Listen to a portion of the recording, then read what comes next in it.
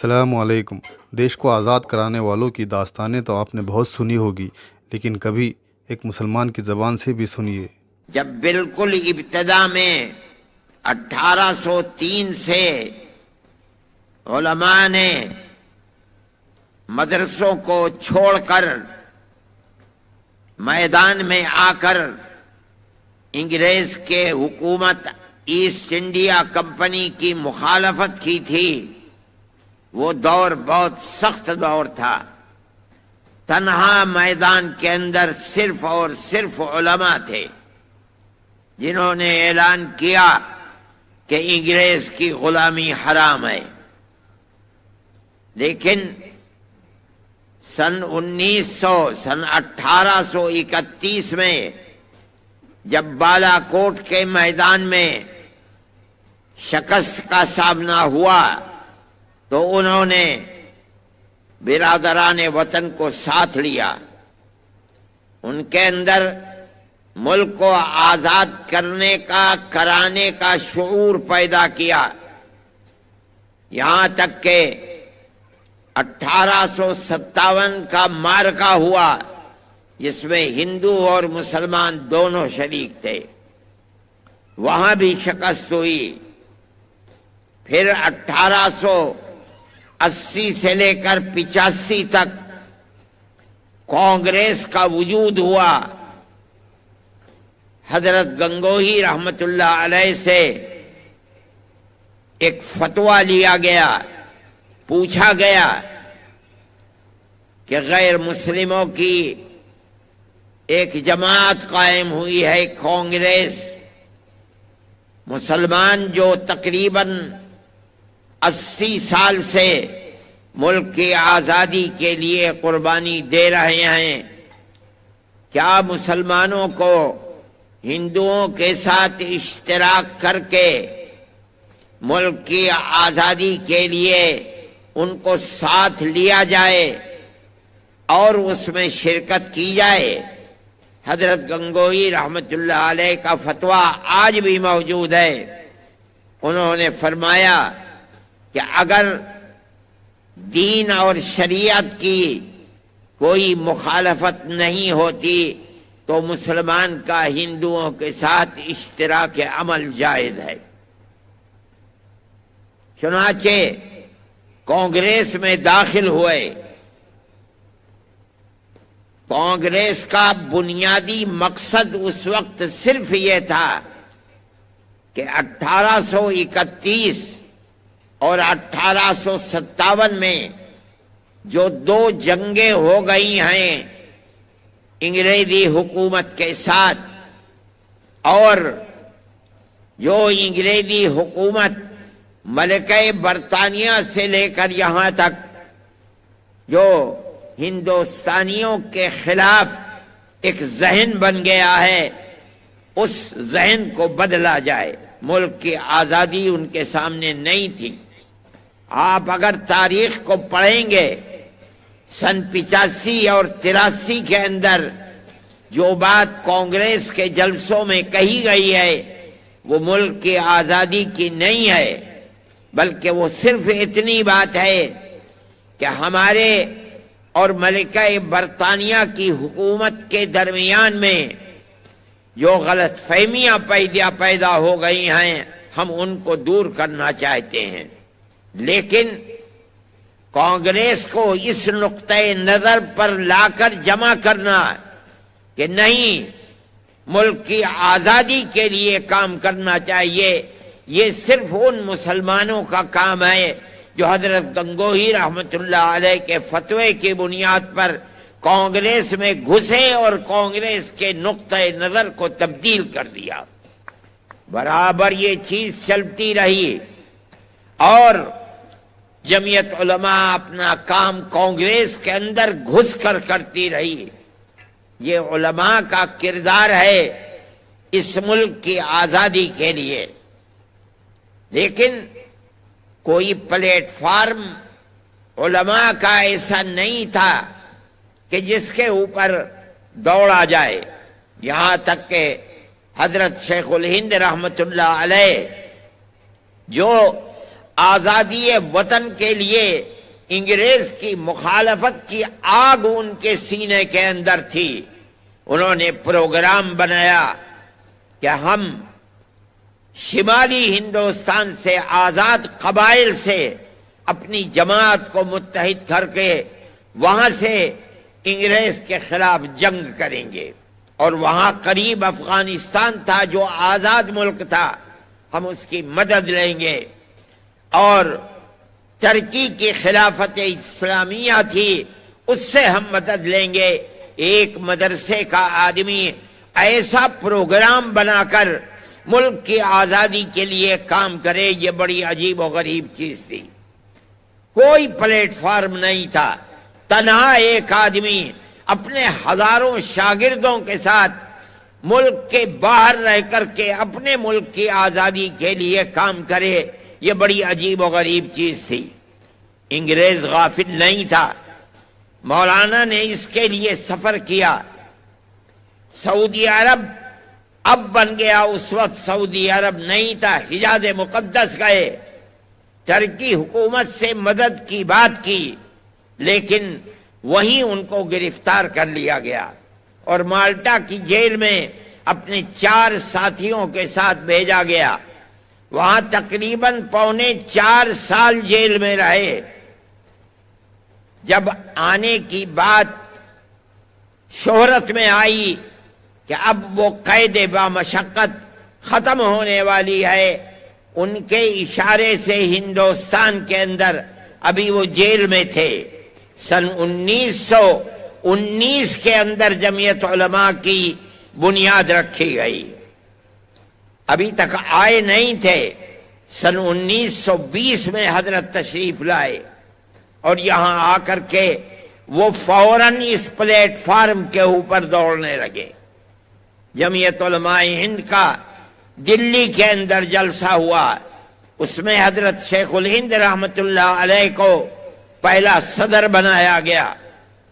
ان کے دل کے اندر ایسی آگ تھی انگریز کی مخالفت کی، جس نے اس ملک کے سب بسنے والوں کو غلام بنا لیا تھا، کہ اس آگ کے تھمنے کا نام نہیں تھا۔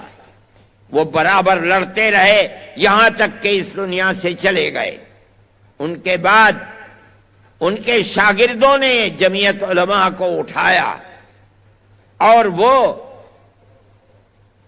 انتہائی قوت کے ساتھ میدان کے اندر اترے، جیل جاتے رہے۔ مولانا مفتی کفایت اللہ صاحب ان کے شاگرد تھے، مولانا مدنی ان کے شاگرد تھے، مولانا احمد علی لاہوری ان کے شاگرد تھے۔ ان لوگوں نے اٹھایا اور اٹھا کر ملک کی آزادی کے لیے چلے، بار بار جیل جاتے رہے۔ کم و بیش اپنی 80 سالہ زندگی میں 10 سال انگریز کی جیلوں کے اندر گزارا۔ کیوں؟ اپنے اقتدار کے لیے نہیں، کرسی اقتدار پر بیٹھنے کے لیے نہیں، بلکہ اپنے ملک کو آزاد کرانے کے لیے۔ جیسے جیسے ملک کی آزادی قریب آتی تھی اور یہ معلوم ہوتا تھا کہ انگریز بھارت کی سرزمین کے اوپر نہیں رہ پائے گا، ویسے ہی ویسے وہ کانگریس کے لیڈر مہاتما گاندھی، موتی لال نہرو، جواہر لال نہرو، جمعیت علماء ہند کے پلیٹ فارم سے ان سے بار بار پوچھا جاتا تھا کہ ہمیں یہ یقین دلاؤ کہ ملک آزاد ہوگا تو ملک کا دستور سیکولر دستور ہوگا، جس کے اندر اگرچہ ہندو ملک کی اکثریت ہے لیکن ہر اقلیت کو اپنی مذہبی آزادی کے ساتھ جینے کا حق ہوگا۔ اور کانگریس کی قیادت جو رات اور دن ساتھ رہتے تھے ملک کی آزادی میں کام کرنے کے لیے، پروگراموں کو بنانے کے لیے، بار بار تحریری طریقے کے اوپر یہ وعدہ کرتے چلتے تھے کہ ملک آزاد ہوگا تو اس ملک کے اندر نظام निज़ाम हुकूमत सेकुलर होगा, जिसका मतलब है कि गवर्नमेंट का कोई धर्म और मजहब नहीं होगा। बसने वाले अपने अपने मजहब के मुताबिक अपनी जिंदगी को गुजारेंगे। इसी तरह मुल्क का प्यार और मोहब्बत बाकी रह सकता था। ये काम बराबर चलता रहा यहां तक कि मुल्क आजाद हुआ। मुल्क आजाद हुआ, मुल्क की और मुसलमानों की बदकिस्मती थी कि इसके साथ साथ मुल्क तकसीम भी हो गया। मुल्क की तकसीम के बाद गैर मुस्लिम एक ताकत खड़ी हुई फौरन, और उन्होंने ये बात कही कि जब मुसलमानों ने अपना हक ले लिया और पाकिस्तान का वजूद बन गया, तो अब हमारे मुल्क का निजाम सेकुलर निजाम नहीं होगा, यहां की बुनियाद भी हिंदुत्व के ऊपर होगी। कांग्रेस की क़यादत को उन्होंने इस पर मजबूर किया कि वो तकसीम मुल्क के ऊपर दस्तखत कर दें। ये ऐसी चीज थी कि जो जमीयत उलमा से वादे किए गए थे उसके खिलाफ थी। जमीयत उलमा हिंद की लीडरशिप हाथ पकड़कर बैठ गई और कहा कि आपने हमसे वादा किया है कि मुल्क की आजादी के बाद मुल्क का दस्तूर सेकुलर दस्तूर होगा। अगर मुल्क की तकसीम हुई है तो आपने तकसीम के ऊपर दस्तखत किए हैं। हमारी टोपियां उछलती रही हैं, हमारी पगड़ियां पैरों के अंदर रौंदी गई, मगर हम अपने इस नुक्ते नजर से पीछे नहीं हटे कि मुल्क तकसीम नहीं होना चाहिए। आपने हमसे जो वादे किए हैं उन वादों को पूरा कीजिए। मुल्क की तकसीम में आपका हाथ है, हमारा हाथ मुल्क की तकसीम में नहीं है। ये इतनी बड़ी चीज थी, शरीफ लोग थे, उनको मजबूर कर दिया कि मुल्क की तकसीम अगरचे हो गई है लेकिन हिंदुस्तान का दस्तूर सेकुलर दस्तूर बनेगा। मुसलमानों का कत्ले आम हो रहा था। सबसे पहली चीज जिसने मुल्क को नुकसान पहुंचाया है और फिरका परस्ती की लानत बढ़ी है वो गांधी जी का कत्ल था। गांधी जी जो कुछ कर रहे थे, जो सभाएं रोजाना बनाते थे, वो मुसलमानों के कत्ल को रोकने के लिए, लेकिन मुल्क की नहीं बल्कि कांग्रेस की वो ताकत जिसके रगो रेशे के अंदर फिरका परस्ती थी, वो ताकत नहीं चाहती थी। यहां तक कि उसी कातिल ने मौलाना आजाद के कहने के मुताबिक गांधी जी का कत्ल कराया। गांधी जी का कत्ल दर हकीकत सेकुलरिज्म का कत्ल था। उसके बाद से मुल्क के हालात बदलने शुरू हुए, फिरका परस्ती बढ़ने लगी और ऐसी बढ़ने लगी कि आप और मैं जानते हैं कि सन 47 के कुछ ही दिनों के बाद फसादात का सिलसिला शुरू हुआ। कोई हिंदुस्तान का काबिल बयान ऐसा शहर नहीं है जहां फिरका परस्तों के हाथों मुसलमान का खून न बहा हो, उनकी दौलत न लुटी हो, आग न लगाई गई हो। ये सब क्या हो रहा था? फिरका परस्ती थी, फिरका परस्ती का जुनून था। अस्सलाम वालेकुम। मौलाना अरशद मदनी की बातों से ये लगता है कि मुल्क में जो आज़ादी की लड़ाई लड़ी गई वो शुरुआत में मुसलमानों ने ही लड़ी, और ये सच्चाई के करीब तर लगती है, क्योंकि जब अंग्रेज़ों ने यहाँ पर कब्ज़ा किया तो उस वक्त यहाँ पर मुसलमानों की हुकूमतें थी। मुसलमानों से अंग्रेज़ों ने यहाँ की हुकूमतें छीनी, तो जाहिर सी बात है, नेचुरल बात है कि इसका रद्द-ए-अमल मुसलमानों ने ही करना था और मुसलमानों ने ही अंग्रेज़ों के सामने आना था। तो वही हुआ, मुसलमानों ने 2 जंगें लड़ी अंग्रेज़ों से आमने सामने, और जब इनको शिकस्त हुई मुसलमानों को, तो फिर अंग्रेज़ों ने मुसलमानों पर खूब जुल्म किया। लाखों उलमाओं को फांसी के फंदे पर लटकाया गया। कहा जाता है कि लाहौर से दिल्ली तक सड़क पर जो दरख्त है, कोई दरख्त ऐसा ना था जिस पर कोई आलिम दीन की लाश न लटकी हो।